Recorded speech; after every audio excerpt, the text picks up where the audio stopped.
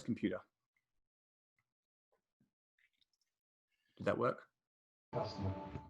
Yes, we are recording. Okay, cool. Right. So just, who's that? Hey, Michael, Yes. Michael, Anit here. Hey, Anit. Sorry to interrupt. Go for it. I have a shaky network somehow right now. Can I go on a video off? I'll try again in 15-20 minutes, but Cool. I don't want to. I want to hear you properly, so rather I would stop the video. Do not worry. Do not worry. That's all good, buddy. Can I ask everyone to go on mute in case I'm getting some weird feedback from someone's TV? Nice. So yeah, long story short, since the 1950s, when a lot of this academic work started coming about, it wasn't really needed. It wasn't solving a problem. But slowly, technology, which is driving culture, or culture is driving technology, depending on how you look at it, we tend to find that it's overshot our ability to adapt. So a lot of stringent processes and tools and 3-year strategy cycles have basically failed time and time again. Now, a lot of the bigger companies, this didn't matter for because they're such a competitive advantage that they could carry on for many years. But of course, we know them now, Nokia, after 120 years, is basically now gone. You've got Kodak going under. You've got, brain's gone numb now. You've got taxi companies going under. So a lot of these big companies that had very good competitive advantages are just not keeping up with customer demand. So what you'll find is we tend to go more into focusing on what the customer wants, and that'll allow us to focus on how we adapt faster. So Peter Drucker once said, strategy allows an organization to be purposefully opportunistic. Now, bear in mind, the word strategy alone has a lot of interesting definitions, right? So if we actually asked ourselves right now, what does strategy mean to all of us? We would have different answers. So I look at strategy, and just so you know, strategy is the long-term direction that we hold to have the highest competitive advantage, right? So it's the how you get there eventually, but it's really about having that long-term direction. So I'm probably more in line with Drucker and Michael Porter from Harvard. Whereas if you look at Kelly, who's a guy who's a marketing person, he's completely different. It's all about the customer experience first. I believe that if your long-term direction is the customer experience, therefore you can leverage that. So yeah, but I'm putting you up front. It can get confusing otherwise if you have a different viewpoint. So humans in general, we actually love to adapt, right? That's just a normal sequence of our evolution, but we kind of jump in our evolution. They happen in stages. It's not just one continuous flow. Culture enables technology. Some people look at it as technology enables culture. It's a highly debatable thing, but at the end of the day, technology and culture kind of move simultaneously. What we're finding, what we're finding is that evolution is now accelerating. And what we mean by that is, if anyone's read Reinventing Organizations by Frederick Laloux, you're going to find this next hour very interesting because it's a brilliant book. I recommend it. He talks about how the stages in evolution have happened culturally. So we started 100,000 years ago, infrared, 50,000 years ago, magenta, and he just named them just randomly. Then we went red, amber, orange, green, and he predicted teal. And if there's a few other people using very similar colors, but for today's sessions, we're going to literally use Frederick's because it kind of makes more sense and it looks very nice on my bar graph. When we go from one stage to another, everything changes. So what I mean by that, I mean politics changes, culture changes, politics, just said that, our politics changes, the technology changes, our way we go to work, police enforcement, everything changes so dramatically that it wouldn't have made a difference if it takes 10,000 years. But what you're finding is it's happened very quickly for us over the last 120 years. Has anyone heard of the Cynefin model? Yeah, everyone who's done an IC Agile will be like, yep. It's in every... Yes, but I'm glad you told me how to say it. Ah, yes, Cynefin. Yeah, so a guy I worked with was Welsh. And he's like, it's a Welsh word, Michael. It's a terrible Welsh accent. And he goes to me, I was like, so it's not Cynefin. He goes, no, it's Cynefin. So I now actually write it wrong. Hey, Michael, I think some in his video, Dave Snowden, he uses the Cynefin apparently. What? As well. Cynefin. Yes. Oh, that's Yes. even more worse. Yes. I win. I'm going to write it down. Cynefin, I'll check it for you for tomorrow. Yes. And Michael, in the middle of this, there's been an update to the Cynefin model. There's a area in the middle here that's now called something. I can't remember what it was, but I was in a Disorder. meetup recently. Disorder. Yeah. Yep. Yeah. So today we don't talk about that, but why I like this diagram over ones you've probably seen beforehand is that green line is actually disorder.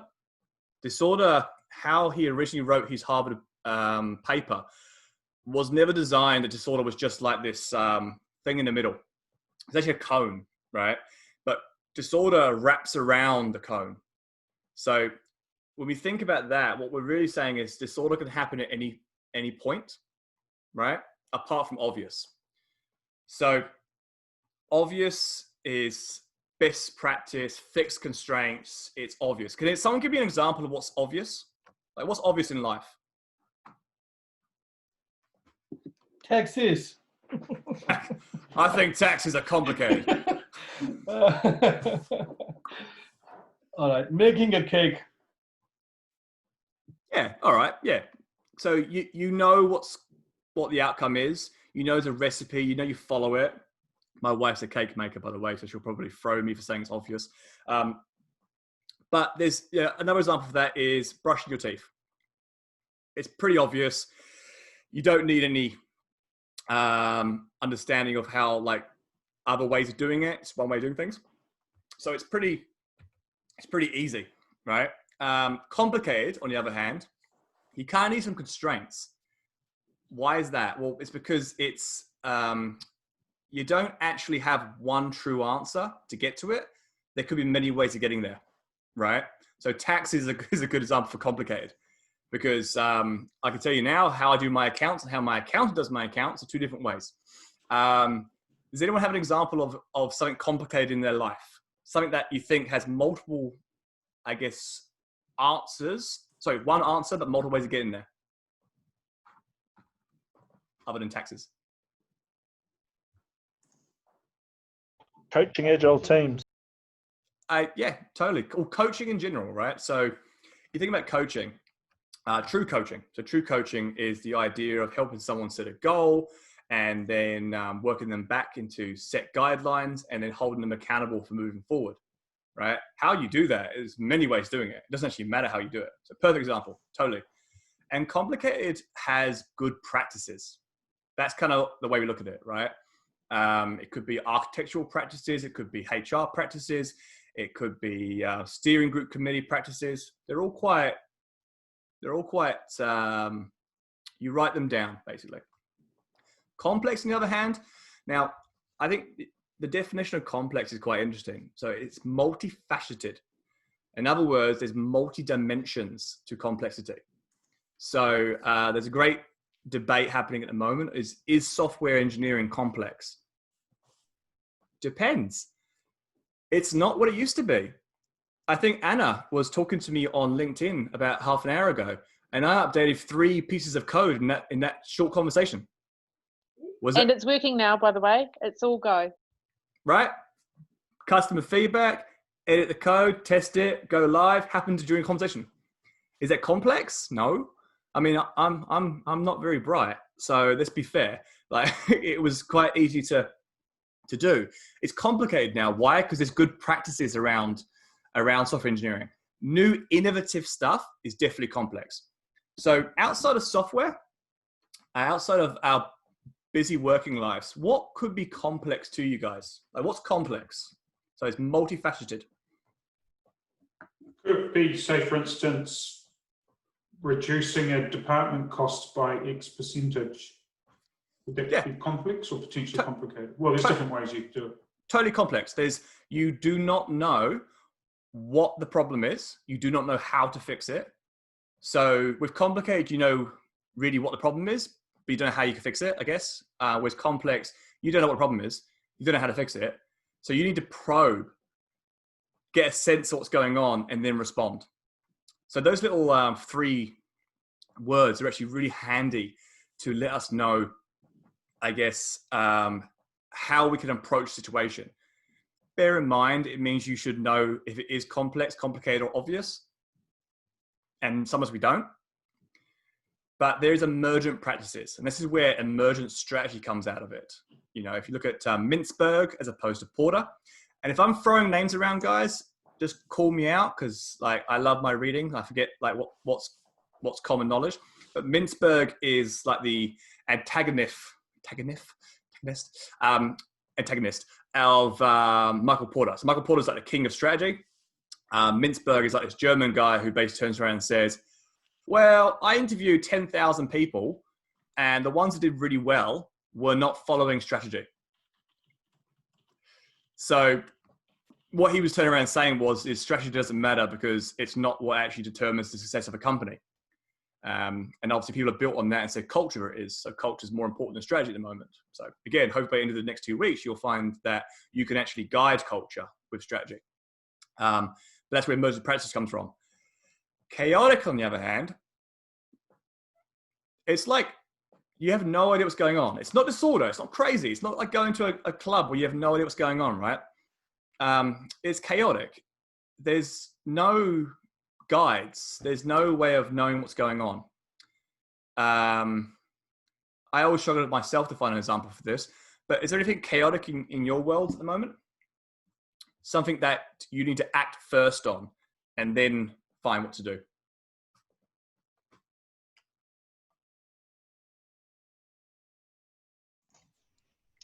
Sounds like my day every day. Yeah,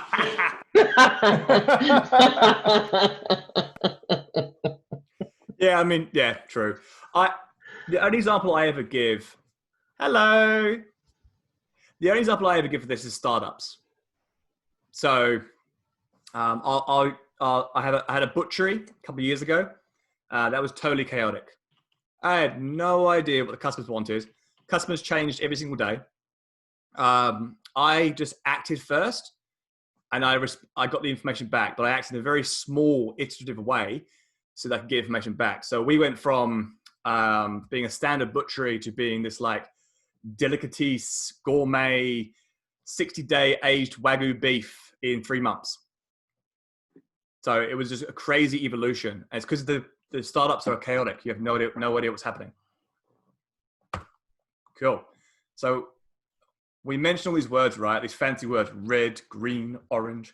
We're going to go through it. Why does, what does that say? What does that say? I can't read it.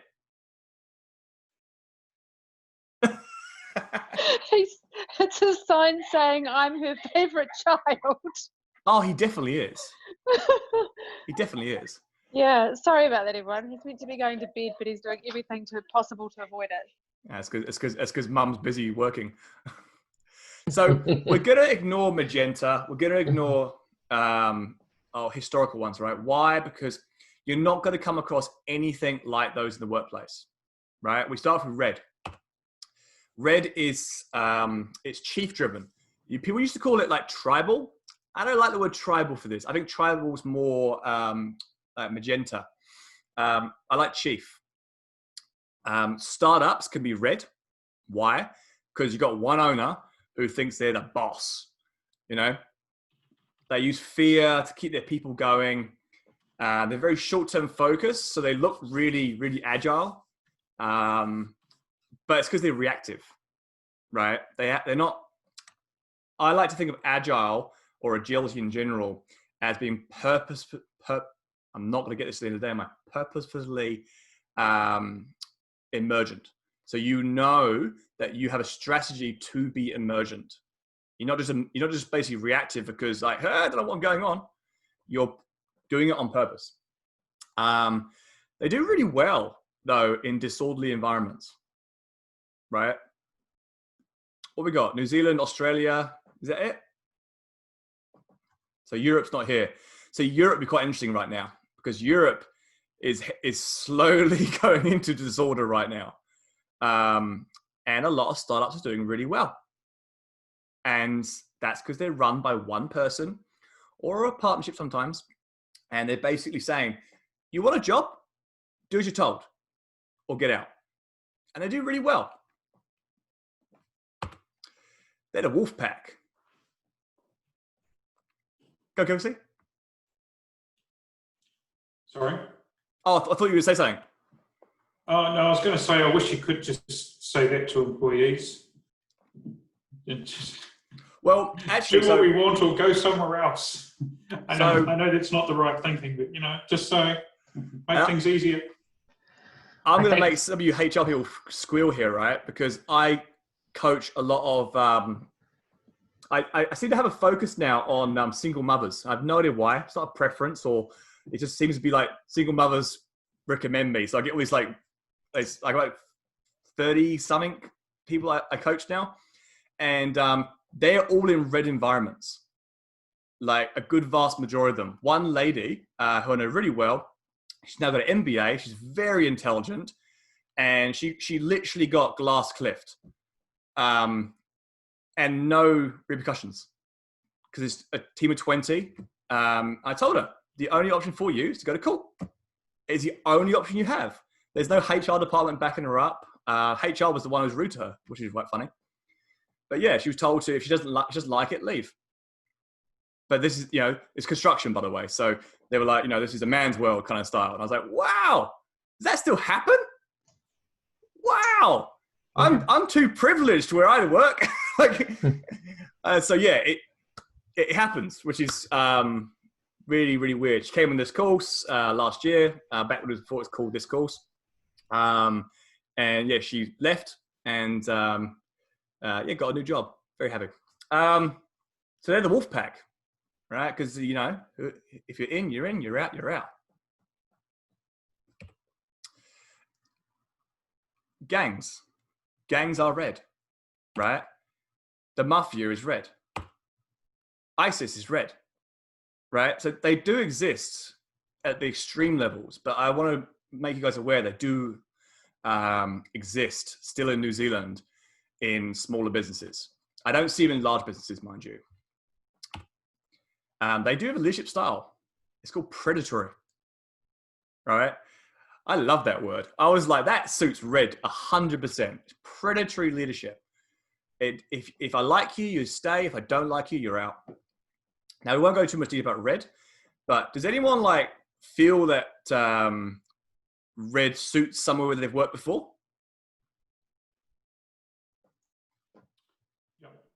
Yeah. It's scary, isn't it? Like, if you're slightly up, so I'm in my 30s now.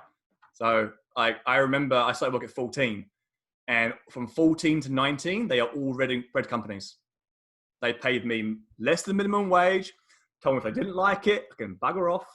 I worked 60 hours a week, all that jazz. They were all red environments. So that was the UK. I find it quite interesting to find out that New Zealand's got the same thing. Hey, look, Amber. Amber's what we probably all know and love. There's very formal roles, very hierarchical. It's a top-down command and control. And this is where I'll say up front, guys, you hear the word command and control in a negative way a lot. But if you think where we're coming from, we're from this red to amber. Command and control with, I guess, the right leadership style is not as bad as command and control from a red point of view, right? So I put it out there that there's nothing wrong with the amber organization. It just, it thrives in obvious environments. Who could give me an example of an obvious industry? Military or police would be what I would associate with command and control, but not necessarily some of the other. Yeah, I mean, especially police at the moment. Although they're changing at the moment. Military is an interesting one because military is a big argument because you think about the stories of how the SAS was formed. So when you think of SAS, it was one random guy. He turns around and says, "I bet I can get to you and kill you." His captain was like, "No, you can't." So one guy snuck in the enemy's outfit, got all the way to the captain, got to him, went, "Ha, got you, could have killed you." So it's a very interesting dynamics between the military. But I totally agree. Military. What about like chorus, like fiber lines? David Marquet would disagree with you. Oh, he would. Yeah. But in all honesty, commodities. When you think about electric generation, I stay with a guy in Wellington who's part of Mercury. Everything about the business model. It's fairly obvious. It's changing. I know it's changing. They're worried about solar panel usage and everything else, and it's very interesting. But from if it's no black and white, somewhere in the grey, they are more towards the obvious side of things. They are conformists, though. AB organisations are conformists. Is that because there's a lot of compliance issues and things here in New Zealand, right? Yeah, it's a really good point, actually. Sometimes AMBER has to happen through compliance. So I don't know if you guys were ever involved with the FATCA and AML and CFA and all those acronyms under the sun. So FATCA, for instance, was the Foreign Account Taxation Compliance Act, right? The Americans telling us exactly what we have to do. There's no room for innovation there. It was do as you're told or we'll tax you 30%. So I was at 2 major banks for that, and I had to put it in exactly how the Americans said. So again, there's no point being orange or green. There's no point being people-centric. It's do this or something else. So yeah, the army. There you go, Kelsey. Army. Church. Military. Government. Any Wellingtonians here? No, am I the only one? Well, actually, I'm in Wanganui technically, so I'm not really Wellingtonian. But I do most of my consulting in Wellington, so I mostly have governments. So yeah, feel my pain. And the funny thing is that governments are changing rapidly right now, but their structures can't handle it. Our education system. So again, it's changing. I'll fully admit it's changing right now. But my 7-year-old boy, he goes in. It's year by year by year. There's a curriculum. Nothing can change. It's very much there's no outcome. It's just do as you're told. I know best. I mean, it's a good school, I must admit. But hey, I love this term as well. Can't even say it properly, but paternalistic authoritarianism. Or authoritarianism. It's really ironic, and I don't want to turn this into politics, but it's really funny how some people called Jacinda mummy. Authoritative, I think, is the word. Authoritative. There you go.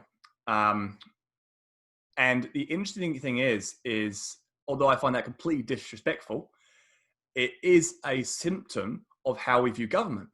Is that they are our parents and they know best. Which is actually quite interesting. Like, they don't know best. They're just people who've been voted into parliament. They try their best, but the people who do the real work are the people who actually have been hired, people like us in the companies doing the work, telling them, please don't do that. So yeah, it's quite interesting. I love that term for that reason. So when we think, so all these videos, by the way, we'll skip over because otherwise we'll be here all night. But any video that's not in the course notes, I'll put in there. But yeah, I think I've blasted you guys with about 20 hours of video, so you don't have to watch it all. But this AMBER started in around the 1910s, mostly by Frederick Taylor. Now, this guy is almost vilified But he was a genius of his time. He was very neurotic. He was very in the fact that, you know, it must be this, then this, then this, then this. And that's because he's an engineer. You know, engineers were very linear in their thought processes. And that's just the way it was. He came up with some really good policies, though. Pay people more if they do more. Trial and error. Find things that you can improve on. Continuously improve it. And then scale what works and what doesn't work. Now, if we all did that nowadays, we would have a very good companies.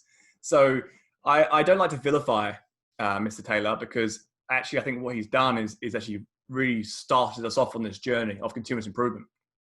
But yes, a few books he's written are actually quite good. If you ever want to find where the two main things I like about him, Open Plan Offices was Frederick Taylor, and shovels. If you ever go to the Mitre 10 or Bunnings, wherever you are in the world, and you find shovels and see all different sizes, his original experiment was to find the most efficient size of a shovel to shovel coal from one to another place, and that became a coal shovel, right? So it's actually about 20 pages on that. I won't bore you, but it's actually very interesting to get the high level of it. Positive, right? Stay positive. Remove waste, develop workers, system thinking, right? It's a really good book, and it's a really good start for the century. This guy is no longer with us. And this is the only video of him really talking properly. So I recommend watching this video. If you don't want to watch all the videos, watch this video. He was friends with Deming. Where is he? There he is. It's a very poor quality video, and it's because he's the only person who's actually been videotaped. Yeah, so have a watch that one. Really good. Oh, how do I do that? Yeah, he quotes Winnie the Pooh. One of the most famous people to look through Frederick Taylor's work was Ford. And he basically made him famous, let's be fair, right? Ford, we think about those T cars as like genius, right? Or no. Henry Ford was not doing very well until he implemented Frederick Taylor's work. So that's when that system thinking really took off. Any customer can have a car painted any color that he wants. He wants. Terrible. So as long as it's black. What do we think's wrong with that, apart from the fact there should be no pronouns? It's not really around the customer. Yeah. 100%, right? It's like, imagine like nowadays, let's find a product. If Uber tells me I must be picked up at Uber Spots. No. I mean, my taxi driver tries to call me sometimes and say, "Oh, can you pick it up from here?" I'm like, "No, right here. This is what I want. It's what I want." And it sounds really selfish, I know, but aggregately, like what we want is more important, and we're willing to pay for it.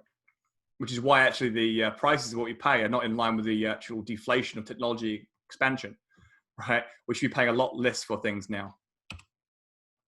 So what changed? I think we've already hit the nail on the head, right? We had a world war, 2 world wars actually, and a depression. Consumerism came thriving in, and then they educated us. So remember, where did education come from originally? People were told to go to school. When the bell rings, it's a reminder of the factory floor. And people did their education in almost manufacturing slots to give people enough information to get them back on the factory floor, right? And then fast forward 50, 60 years, suddenly we're all really educated. And you think about, if we're really educated, we want different things. And that's what's quite interesting. So that it changed it very rapidly. So in 40 years, we basically went from loving systems thinking to having the T Model 7 to basically Toyota taking over the world. So Peter Drucker again, objectives are not fate. They are direction. They are not commands. They are commitments. They do not determine the future. They are the means to mobilize the resources and energies of the business for the making of the future. Oh, I love Peter Drucker. Man crush. So we came really, really fast into orange, right? Hey, Emma. Can you give us 5 minutes, Emma? Is that okay? Awesome, buddy. Thank you. So orange came about. Now, orange you'll probably be more familiar with. All right. The goal is now to beat the competition. I love that. It's something that I just, growing up as an accountant, I was like, yeah, it's all about finances, profit, growth. Let's do this. They innovate, not for the sake of innovation. They innovate because they want to stay ahead of the competition. Right. So you've ever been in those boardrooms where people want new answers? It's not because it makes them feel happy or the customer's happy, or it's really about the fact is that if you don't compete, you're going to lose shareholder value. Right. So they thrive in complicated environments. Has this achiever individualistic approach. Right. So command on the what, freedom on the how. So I always remember a boss of mine, it's from a New Zealand company, so I'll be careful. And he said, Michael, I don't really give a beep how you do it, just do that. And that opened up my eyes to orange cultures. And I was like, wow, okay, sweet. So I'll do what I want. And it suited me in my early 20s because it got to the point where I was like, awesome. So I can just basically deliver individually and get more money. So it really suits people who want more money. It's a machine. And if you're an individual part of a machine and you don't work very well, you will be replaced. So this is where I say agile organizations who tell me they're agile and have now cut their staff by 30% because of COVID. You're just an orange culture. You're not agile. You're doing a lean cleanup, and there's nothing wrong with lean cleanup. I mean, I had to have a frank conversation with an Australian client of mine, where I said to her, clear as day, sorry, we've tried all these steps. It's now time to clean shop, and because of what's happening in Australia right now in Victoria, she's had to get rid of 40% of the staff. So I know it seems like a bit like I'm flip-flopping here, but sometimes you have to do what you got to do. But you should try everything you can to re-engage those staff to keep their livelihoods and your customers' livelihoods going. Personally, and hello is an exception like the airline industry, right? Because they just can't fly. There is nowhere to fly to. So no. What do we do?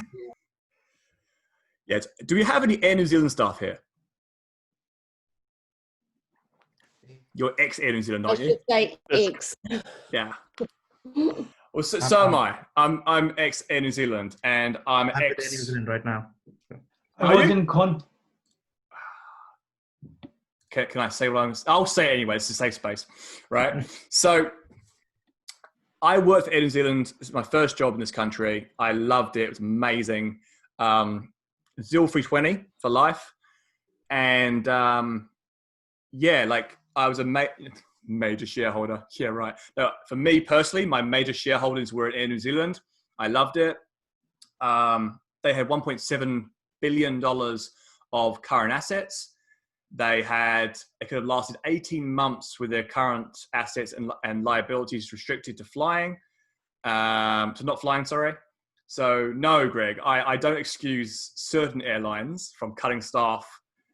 I was kind of hoping it was a fake, like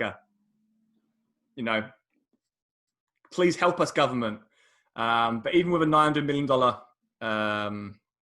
loan they haven't taken yet, they still cut a lot of staff. And yeah, I agree. How do you use staff who can't fly, I say ask the staff. Just ask them, look, guys, we have 50% you have to go unless we innovate right now. Can we do boats? Can we do internal flying? Can we do new things? Can we, I don't know. I won't go to, I have a pet peeve for that. So the leadership style of Orange is a goal and task oriented. So what does that mean? It means I'm a leader. Here's where I want to go. You do your tasks and I'll decide if they're right or wrong, right? Let's be fair. We probably know these. It's all your corporates. Almost all of them. It's the ones doing really well. So that's why when people say to me, hey, Michael, I want to do an agility transformation. I'm like, awesome. Let's do a current state analysis first. Okay, you're Amber. Do you want to go to Orange? Here's what Orange looks like. Oh yeah, that's agile, right? So what you'll find is a lot of people have realized that Orange makes a lot of money, or it makes you a lot of bonuses to your bosses. So Orange is where most people want to go. Orange is actually most of agile transformations across New Zealand and Australia. So just no one hit me, but that's true. I've got 374 responses now on my radar to prove it as well. There's nothing wrong with that. It just means we got some really cool places to go. Oh, I thought it was another one. It's not. So I wanted to introduce Mr. Amar very quickly. Hey, Amar. Bang on 9 o'clock. Look at that. So Amar's a wonderful, amazing enterprise coach. He is one of the first people who went through our Business Agility Foundations. Originally from Egypt? Iraq. Damn it. Oh, God, I had it written down somewhere as well. And we go on a House of Fire, obviously. So he's come here today to basically talk about, I guess, what his experiences was of this course.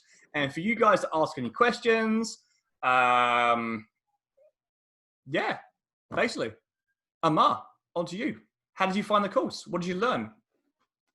Hey everybody, it's nice to see familiar faces on here, and I'm really it was ironic coming in early while you're going through the amber, orange, teal spiel, which is typical you, and I guess my share with the group now is you're gonna have a lot of these kind of opinions and realizations, and what I personally loved about it because it spurred the conversation. So it took the course from just being a session, I'm sitting back and just receiving, and then getting a paper and moving on, to a session where I actually interacted with people and challenged Michael challenged back, challenged everybody else around me also. And that's how things stuck in my head, to be honest. And when Michael said this, I'm starting a second group, I kind of said, listen, Michael, please, if I can help in any way, can I come in? Can I share anything? Like I said, join us, and maybe you can answer questions of people's expectations or share things that people may be wondering about. So thanks, Michael. And yeah, well done, guys. A commitment being in the evening for 2 weeks. Is that right? Mm-hmm. Yes. So yeah, that's all I have to share. I mean, I'm loving it. And any questions? Yeah. It was slightly different for you guys. We had 3 days of barbecues and beers. These guys have got 2 weeks of nighttime sessions, but we're having beer tomorrow. So yeah, any questions, guys, to Mr. Amar here? If I may. Hey, Kelsey. Hi, how are you? I'm good. Thanks for coming on the session. What exposure did you have prior to doing the course? And what do you do, or how do you approach things differently now that you have done the course? I think it's a good question. So prior to coming to the course, I was actually, I must admit, I was very anti getting an IC certification and keep hanging on my wall, because I just can't see it. I didn't have that much money. And when I did have enough money, I'm like, how's that going to help my work? So what happened was, when Michael launched the IC Agile Business Enterprise course, I'm working for Les Mills. I still am, and they're trying to. Well, they want to say adopt Agile, but really they want to do a transformation. But they thought just by hiring a coach, tick, done. And they just stepped back and then I give it to you. And I'll be honest, I didn't know what to do. I had a plan. I had mentors. I even had people for free gave me a transformation plan. I did a change canvas strategy, but we weren't able to move. And when I had a chat with Michael about what this course is about, when he talked about this idea of amber, orange, teal, red, then it hit me. I was approaching it wrong, and this is where I wanted to take a course, and this is where I was at. When I left the course, my language changed. Instead of just saying, yes, boss, here's a new plan. Yes, boss, the teams aren't doing well. I went back and realized the whole system that I'm in was not conducive. I had to work on the system itself before trying to help transform or change the Agile. So that was a big eye opener. Up until now, it's given me a little more confidence that say, listen, not only do I think I'm right, I've got a mentor who agrees with me, a group of people in this workshop that were able to challenge and back. We had David Morris, who's now head of Agile at Vodafone. We had Neha, who's a speaker at the next JAFAC. And it was really nice to have them kind of challenge me and me challenge back. So yeah, I mean, I don't know if that answers your question. I'm a little more confident with why things aren't going wrong. I stopped beating myself up as a coach, going, oh my God, I suck. You know, it's because of me, they couldn't transform. And I realized that's their journey to own, not mine. So does that answer your question?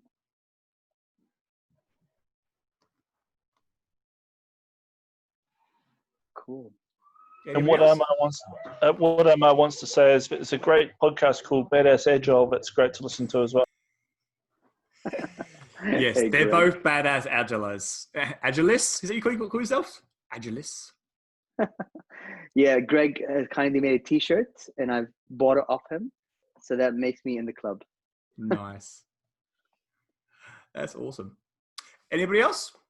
Can I pick on somebody? Of course you can. I Please know do. Zavir. So I'm going to pick on him. Go for it. Zabir, Do it. Do it. Why are you on saying this no to course, you. Zavir? Why are you on this course, Zavir? I was hoping to talk to you, Amar. That's why.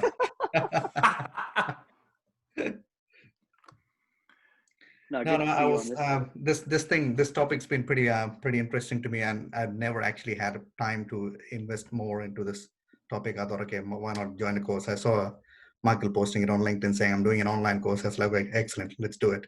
And it's in the evening, so I said, yeah, perfect. True. Yeah, and probably we should dig more into the colors next time we catch up for coffee or something. Yes. I will fully admit that's what I was surprised at, Amar, is how many people came back to me with their new current states, their future states, the understanding of a practical strategy based on culture. I was just like, wow. Almost all of you in that course came back to me on like the next few weeks. It was just like, yep, awesome. I love it. And you guys all will meet Amar in the, what are we calling it, Amar? The, is it a LinkedIn closed group now? Like It's alumnus group. the alumni group. That's right. It sounds so pretentious, doesn't it? I love it.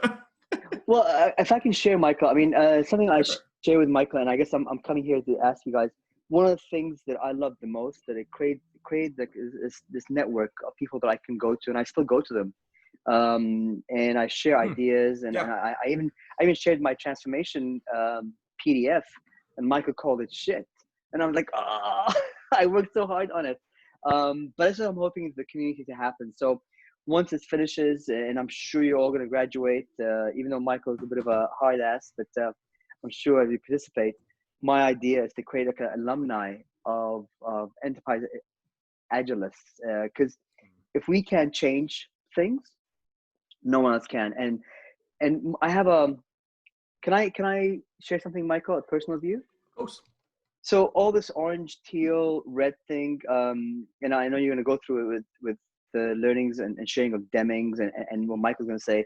I really feel I came out of the course not being so beat up on how hard it is, because some things do take time, and organically, as people here, you know, as the Kelseys and as the Annas and the Joe take those positions of leadership and are in a position to make decisions instead of having to convince decision makers of how to change systems or why things are stuck, then things will become easier and smoother. But until then, if we roll the punches, knowing exactly where it is and not beat ourselves up on it, things will change. And yeah, it's just a matter of time. So hoping the alumni group keeps us all in touch and we give each other strength. I totally agree with mine, and that's kind of something that I has grown now grassroots style, and I'm loving that idea. That it was you guys on WhatsApp, like constantly asking each other questions over the months to come. I was like, this is brilliant. Let's get this bigger.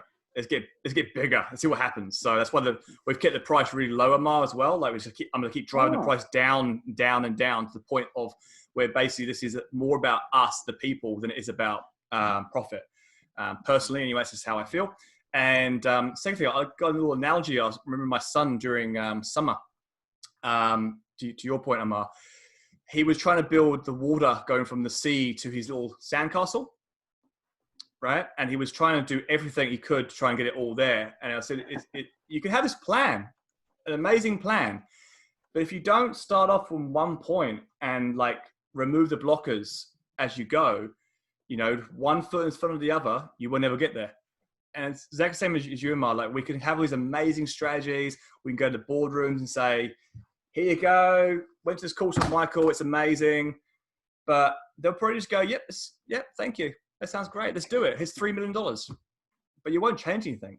You have to take it one step at a time. And hopefully by in 2 weeks, you'll all agree with me. Or completely disagree with me. Always feel free. Amar, remember how quiet everyone was in the first few hours? Yes. That's where everyone is right now. They're all quiet and being polite to me. You know, get 2 days time, they'll be like calling me out and crap. Yeah, a little tip, guys.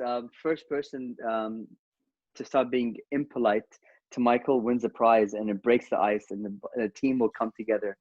So you guys versus me, I love it.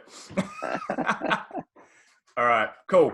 Thanks, Amar. Feel free to stay if you want to. I'm going to carry on going. Thank you. I was bonding with my stepdaughter. I've got nail polish on today. I'm sure we're all wondering why that was, but wasn't going to say anything. Thank you for being polite. This is just me bonding. I'm a good dad. I'll leave you guys to it, and I really look forward to really seeing you guys action on LinkedIn or any platform you like. Michael, please share with them the group I'm going to create, and enjoy and ask him a lot of shitty questions. He loves talking. If you get bored, just get him going. No, really? Never would have guessed that. Guys, have a good night. Take care. I'll leave you to it. Thank you so much. Thanks, Amar. And just so you know, this has been recorded, so your fingernails are now captured forever. Okay, now we know who the clever guy in the group is. Yeah, well, I've pinned his video the entire time. So, right. Take care, guys. Thank you. See you, Amar. Have a good night. Don't worry, you're all I'll past. be in the spirit of disruptive. Huh? Being in the spirit of disruptive, I have put some private comments to you about Cinefin being updated from a 5-domain. Oh, gosh. 7-domain. What have they done with that thing? All right, let me look at that.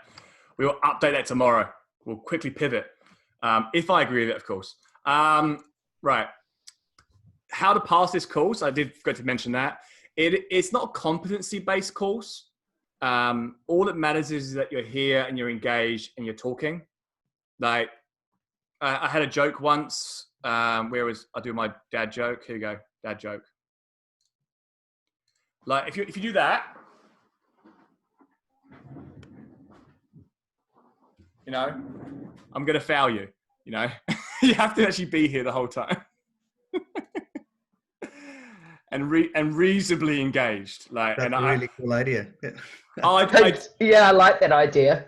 I did it during a really, really boring Scrum Master retro. I was like, I can't take this. I'm gonna have to leave. I'll teach you guys some really cool retro tips to make it more fun, because it's not all about like fluffy things. It's actually about getting things done, but this group was not. Right, so back into it, right? So, and yeah, completely just like ask me questions as we're going along. I know that this bit can be a bit dry, and it can be. I haven't found a way of making this fun, because this be fair, like it is history. But the context is like really what you need, because personally, a lot of times we have no context around the cultural transformations that happen naturally. So how are we expected to think about it in terms of why we need to actually change? So Orange was great, but it changed again. Like it just changed again around the 80s, 90s. Some say 70s, but I think it's more like 80s, 90s. You probably heard of, some people say VUCA. Why call it VUCA? Who's this VUCA? Yep. Why do you say VUCA? It's just the way I heard it, so that's the way I've said it. No, it's the way it's always been. Yeah, it comes from the United States SEALs, basically. Oh, it's the Yanks. Okay, that makes more sense. Yeah. So when I say it, I'll say Volca. VUCA, sorry. Now I'm doing it anyway. But like, I got prodded. Michael, it's not how you say it. I was like, really? Okay. Anyway, so it stands Do you for. know why it is? It's because the U. This will just get kind of totally boring. But the A is a vowel at the end, and it's preceded by a consonant. So which means that the vowel before that takes on the same sound as it. So it's a U sound instead of an A. Mm-hmm. That's why. I'd like to repeat the fact that I left school at 14. Didn't learn none of this English stuff. No, that's actually quite interesting. Sorry, thank you. I'm not taking the piss. That's actually quite interesting. So after a C, okay. I'm actually writing this down. Well, it's because of the consonant. But anyway, let's get back to what we're here for. That's bad. I've learned something. That's great. So volatile. So I had this great conversation. So this slide's in here for this reason, right? Was a really good coach in the UK who said, volatility, uncertainty, complexity, ambiguity are all the same thing. So why are we using this VUCA word?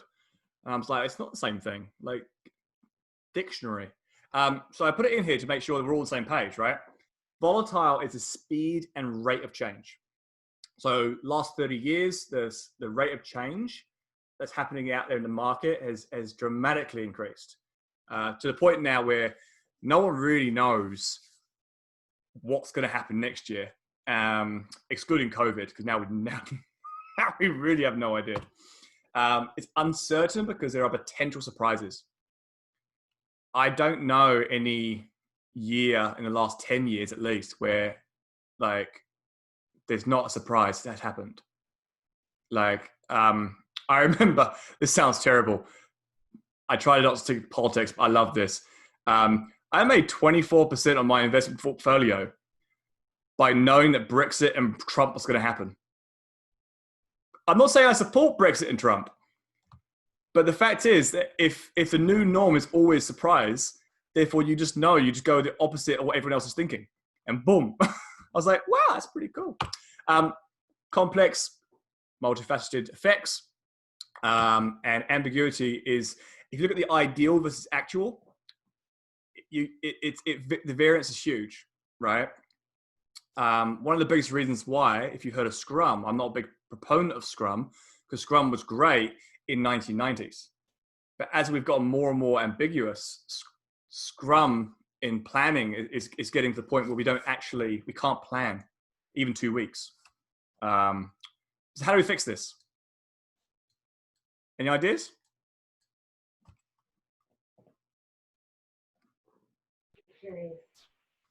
Adapt. Yeah. We need to adapt, right? We need to adapt to our environment.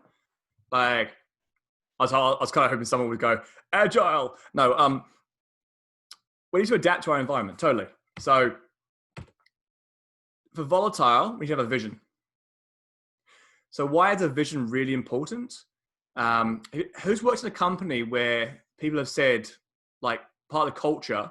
So culture is defined for me is when what people say, it's how it's done here. I really like that definition, right? Have you ever heard where people say, oh, the leadership lack vision? Right? It's a constant thing I hear all the time. It's like, and it basically means without a vision, we know that if the change happens too fast, they'll start losing competitive advantage very quickly. Having an understanding. So it's understanding that surprises are going to happen. And as long as you know that, it's sweet. I mean, I don't know about you, but who has a 5-year financial plan? Okay, that's surprising. Normally there's one person at least. I haven't. I mean, I'm an ex-financial analyst. So I tell you all to have your plans, but you know it's not going to work. Like, it's going to change. Things are constantly going to change. So it's understanding that and not beating yourself up about it, as per what Amar said. It's about having clarity. So if you can build clarity into complex problems, you can probe and adjust what you're going to do. And that's kind of where we're going into. And of course, agility. Ambiguity can only be defeated by agility. And the fact is that really you just got to understand that ambiguity is always going to happen. And our ability to take advantage of emergent processes and pivot on demand is what's important, right? Make sense? So funny thing is, VUCA, VUCA. So you can kind of remember it. So strategic planning, right? Now we will stop bang on time because it's kind of like one flow anyway as we go into business agility. So did you want any time for questions or case studies or wine, or what do you guys think? What do you want to do? Do you want to, we can stop here and have a knitter natter about questions or case studies or examples, or reflect on what you've learned so far, or it was all nonsense, or we can carry on for 9 minutes. So vote. What do you want to do?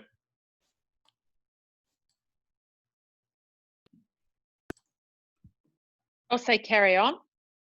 One for carry on? Carry on as well. Carry on? Yeah, right. Let's keep going. Yeah, All keep going. Nice one. I'll give 1 minute at the end for like a one-word reflection at the end. Right. So strategic planning. I love strategic planning. I really do. But a 3-year plan? Who's in an organization right now with three-year plans? I love how quiet you are, because I know you're all in organizations with 3-year plans. I know your organizations. I've got them down here. Could you send me Uni Services 3-year plan? Okay. If we've got one. Sorry. Okay. Yeah, true. So sometimes they didn't have that. Okay. But that was one of the things that I learned when I was going to management consulting. So I went from financial analyst into management consulting and then over to business analyst, right? And it was so funny, like how to basically create a where to play, how to win strategy. And it's always over 3 years. Why? Because we get paid and we're out before it went wrong. So if you have a 3-year plan, so 3 years before Uber came out, could anyone have picked it was coming?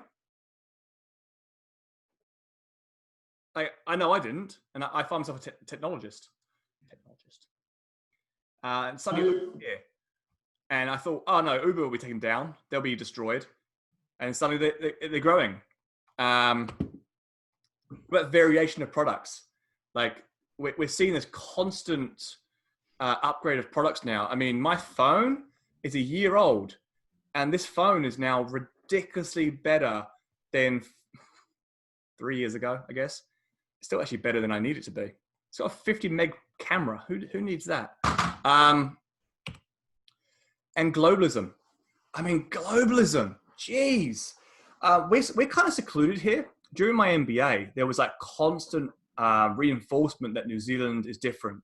New Zealand is different. New Zealand is different.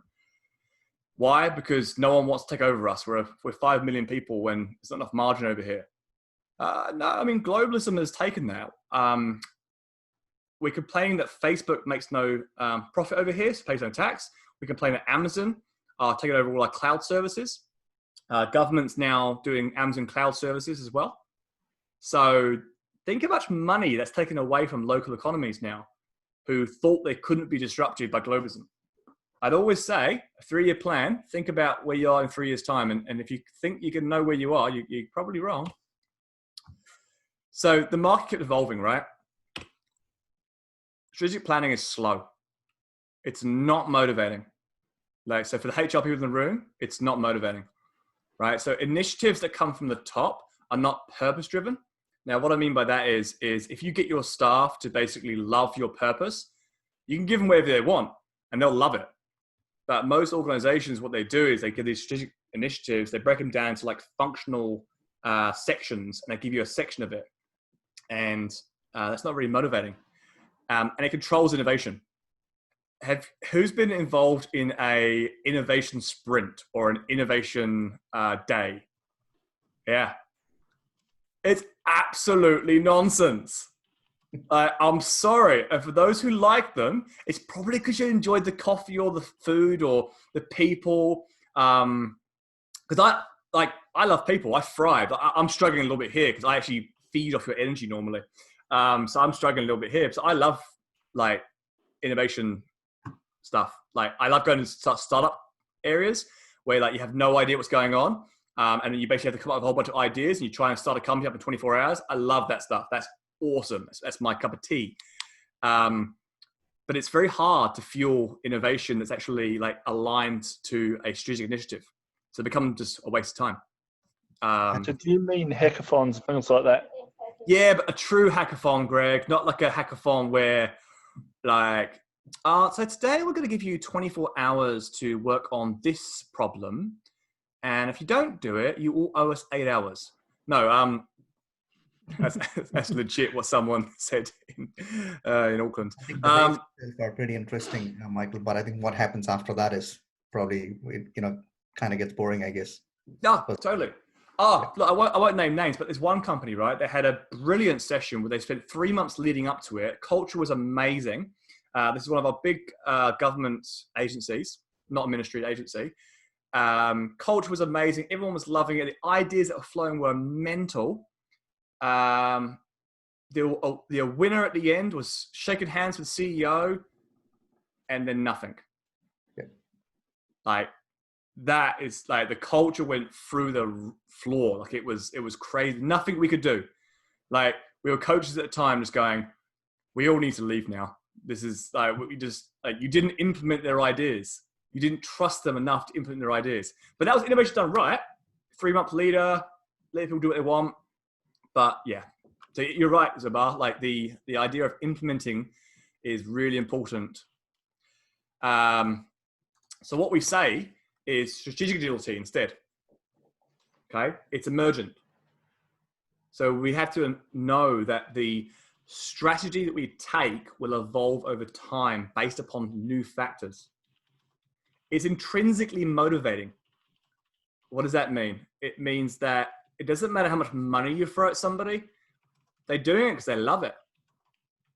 Like, I do this because I love it. I'm not doing this for money.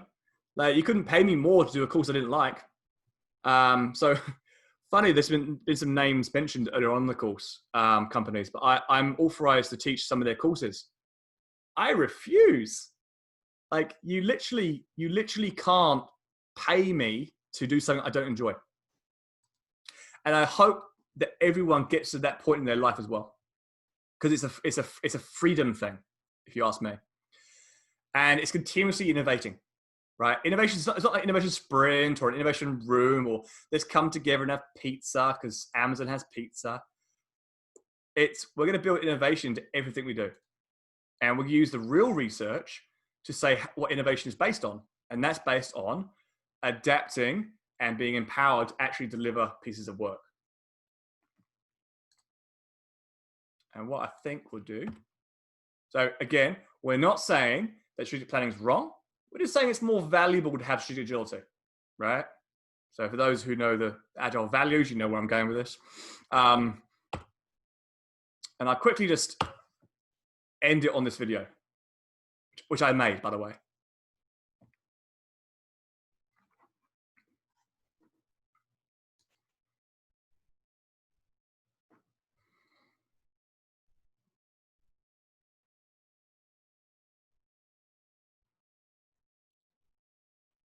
Michael, we can't hear anything, by the way.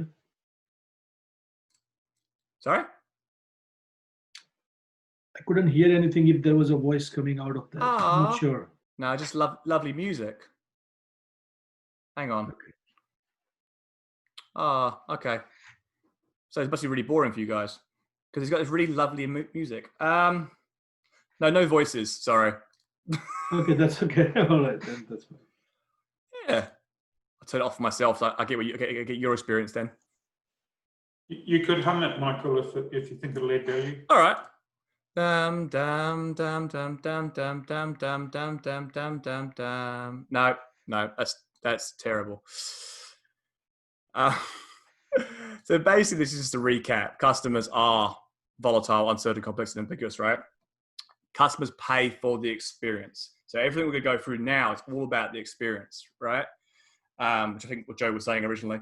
Because are you ready? Because the customer is. So that's my summary of like the last hour for you guys. So see how you can quickly do it. But I hope if I could ask you guys to we'll do a one-word reflect, right? So a one-word reflect is a very simple way of reflecting, and you try to find the right word. One word that summarizes the last hour and a half for you.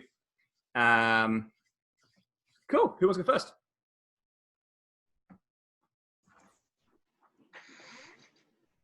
Entertaining and informative. I squeezed in 2 words.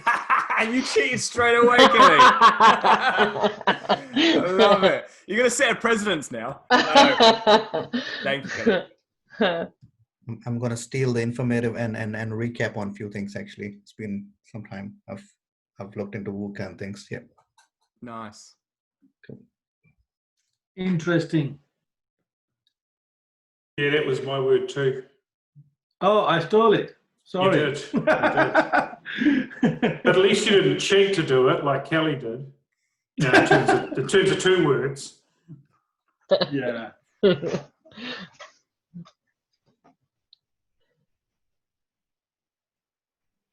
I'm going to as well. It's thought-provoking. Oh, Has that got a hyphen? Go, Anna. Yes. Hyphen. Yeah. Hyphen. And With hyphen. I'm really hoping at some stage, Michael, we can talk about governance and how we make governance more agile. Yes. Yes. If you feel like talking about that at some point, I'd love to pick it up. Yeah. So if everyone's interested in that. Yes. Oh. Love it. What we can do is we can because there's buffers in these courses, is we can basically, when there's a buffer, we'll put it. Buffers are better than brick walls, which is kind of what I'm worried about with agile and Governance. risk-averse governance. I think people have actually bastardized the word governance, and like people are starting to, make an environment where governance is bad kind of stuff. And I don't personally believe myself that it's a bad thing. It's really an important thing to consider. How you manage it, how you tackle it is really, really important and crucial, I think. Yeah, I'm just interested in how you go to the customer through governance rather than bring to me the application of government of governance versus kind of agile organizations and how we align those better. Yeah, because there's a tension, isn't there, Anna? Somewhere that we experience in terms of come to us, to our 2-weekly cycle for governance practices instead of us going to the customer or going to the team. And then there's also a dependency on finances, right? So Totally. finances also need to change as part of the governance. Yeah. The thing with governance is it's gateways, and agility is about removing gateways so that you can actually Yep. get things there faster. Totally. Love it, Greg. Sorry, I think I had about 50 words there now, Michael. What I've got is a governance convo sticker. So normally, if we're live, we have a little sticky board where if we haven't covered it, we'll cover it over beers. My quick 50 words on governance, though, right? So I come up across governance problems all the time, and I think the problem is you have this again black and white idea, this polarity of there's no governance versus absolute governance. And it is somewhere in the middle, right? And you need to find out what's causing inefficiency and what's causing dissatisfied customers. And that's kind of my key areas. If you're dissatisfied with the customers or you're reducing things time-wise to market, that doesn't work for me. Financial budgeting strategies do come around. SAFE has got a great word. I quite like it. It's called...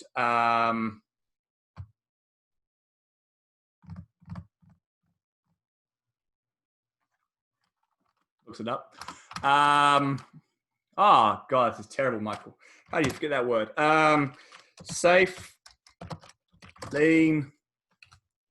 Oh, sorry, that's terrible. I should know that. Is that your one? Yeah, I'll find it for tomorrow.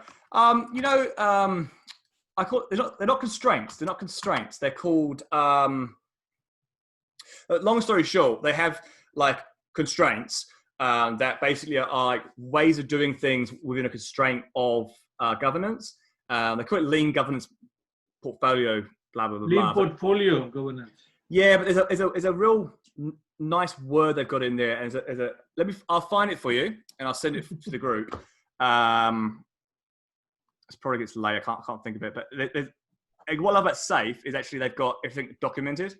So, from a governance point of view, that helps a lot because ACC, governance people, the EPMO were not happy with Agile whatsoever because they basically removed their jobs. And what we said was, well, actually, there's a whole bunch of constraints that you need to work about, and here's the KPIs. And if you are impacting the KPIs, then we need to remove that step. And if you are not impacting the KPIs, but you're decreasing risk, then great. I'll send you guys the risk. If you're interested in the risk, I call it the Agile risk document. I created a process for risk management inside Agile because everyone was like, there'll be so much Agile risks we can't do. We're freaking out. So if I can make government happy, Anna, I'm sure I can make you guys happy because they are terrible. Yeah. But Michael, part of the risk is actually in the way that you do things. It's not a register.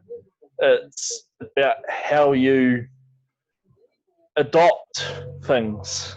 So the chief risk manager or chief risk officer of this organization was concerned that risks wouldn't be monitored.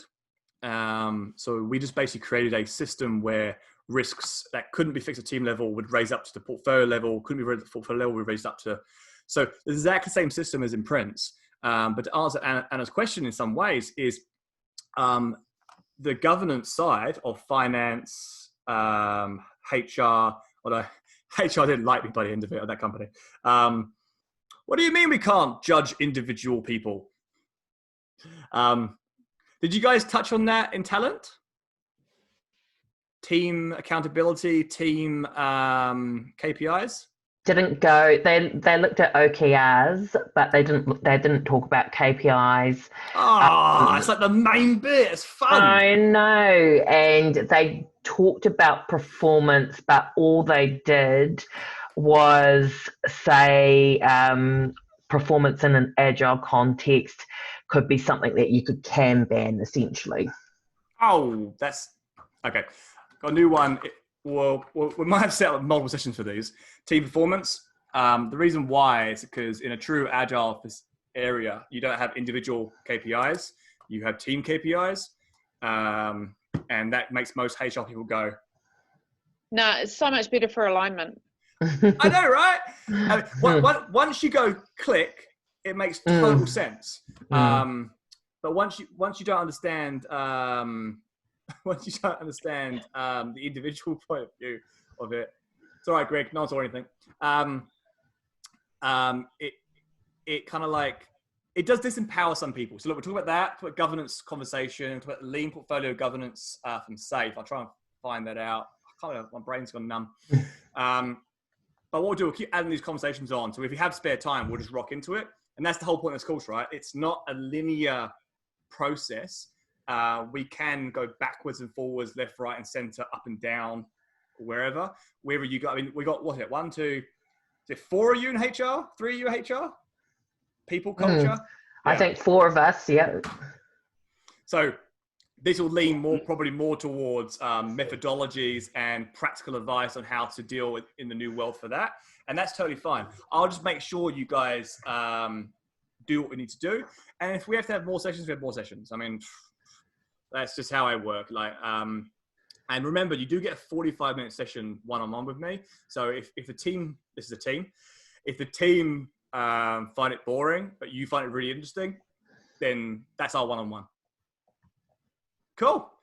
All right. Thank you. That's it. Thanks, It's kind of Michael. weird to stop now because normally we have like tea or coffee and then we go again. So just a quick feedback, by the way. How does everyone like the almost like snippets of learning? I think it's quite good. I belong to the Josh Burson Academy, and it's quite similar, the learning framework, where you go through and you do your readings, and there's a little questionnaire, and then your videos, and it marks complete and the percentage complete, which is the same as yours. So Probably the I same find software. Yeah. Oh, So it's like $200 software. It's real cheap, and I was like, this is amazing. No, that's really Can I good. ask what the software is, just as out of curiosity?